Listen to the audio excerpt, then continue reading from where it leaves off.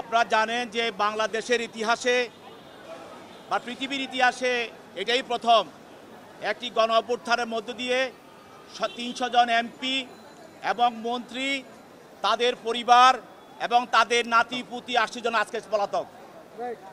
তার মধ্যে একজন হলো হাজী সেলিম, তার 2বার লালবাগের এমপি ছিল, এর পরবর্তী তার ছেলে এমপি, তার পুরো পরিবার, তার আত্মীয় স্বজন তারা পলাতক। এর কারণ এই হাজী সেলিম লালবাগ এলাকায় 2বার অবৈধভাবে পার্লামেন্টে ভোট চুরি করে নির্বাচিত হয়েছিল এবং সে ওই এলাকায় একটি সেলিমাবাদ কায়েম করেছিল। সেখানে সে সরকারি জমি দখল, সাধারণ মানুষের মার্কেট দখল, এমনকি আপনার শৌচাগার দখল করে সেখানে মার্কেট করেছে এবং বহু মানুষের জীবিকা সে গ্রাস করে নিয়েছে, মানুষের সম্পদ দখল করেছে, মানুষের মার্কেট দখল করেছে, মানুষের ব্যবসা প্রতিষ্ঠান দখল করেছে। সর্বোপরি ওই এলাকায় সে একটি রাজত্ব, সন্ত্রাসী রাজত্ব কায়েম করেছিল এবং সে আপনারা জানেন জগন্নাথ হল শত ছাত্রদের বাধার কারণে দখল করে সেখানে একটি মার্কেট তৈরি করেছিল।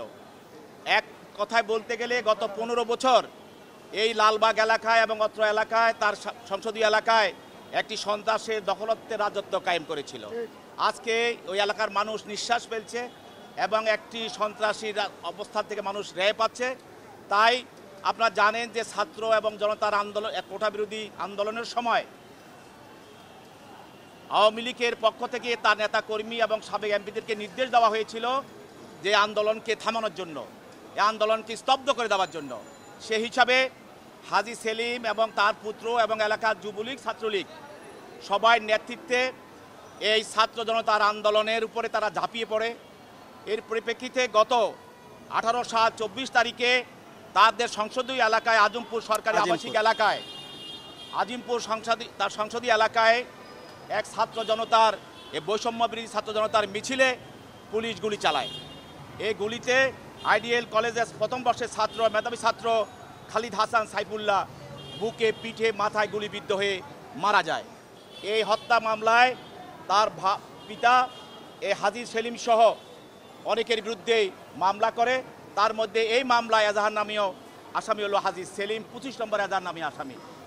এই মামলায় তদন্তকারী কর্মকর্তা এই তদন্তকালে এই আসামির বিরুদ্ধে এই মামলার সঙ্গে জড়িত থাকার সুনির্দিষ্ট অভিযোগ পায় এবং আরও ঘটনা, এই ঘটনার সঙ্গে আরও কারা জড়িত এবং কিভাবে এই সাইফুল্লাহ হত্যা হলো এবং এই পিছনে পরিকল্পনা, সহায়তা এবং ষড়যন্ত্রে কারা জড়িত, এই বিষয়গুলি উদ্ঘাটন করার জন্য তাকে আরও জিজ্ঞাসাবাদ করা প্রয়োজন।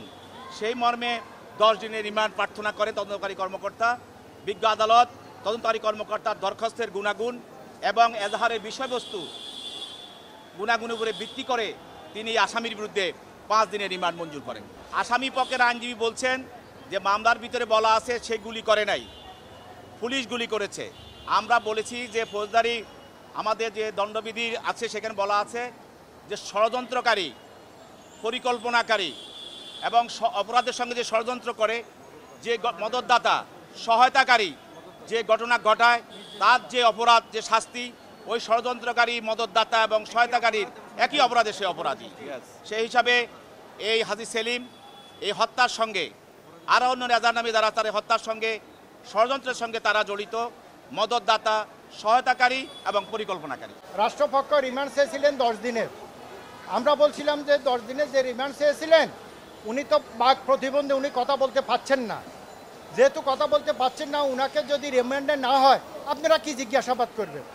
এই প্রেক্ষিতে উনারা একটু হট্টগোল করে উঠছেন এবং যে বিষয়টা আমাদের প্রসিকিউশনের পক্ষে যিনি ছিলেন ওমর ফারুক সাহেব, উনি অবশ্য সহযোগিতা করেছেন যে এই বিষয়টা শুনানির জন্য।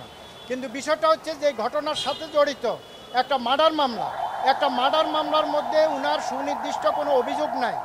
তাছাড়া এখানে বলা হয়েছে যে তৎকালীন ডিসির নেতৃত্বে এই হত্যাকাণ্ডটা জড়িত। তখন বলা হয়েছে যে সেই ডিসির যেহেতু এজাহার আছে, ডিসির নেতৃত্বে হত্যাকাণ্ডে জড়িত, সেখানে আমার কথা তো ওখানে বলা নাই, সুতরাং সুনির্দিষ্ট কোনো অভিযোগ নাই। সুতরাং আমার এই আসামির বিরুদ্ধে এই রিমান্ডের কোনো যৌক্তিক কোনো কারণ নাই, উনাকে রাজনৈতিক হয়রানিমূলকভাবে এই মামলা জড়ানো হয়েছে।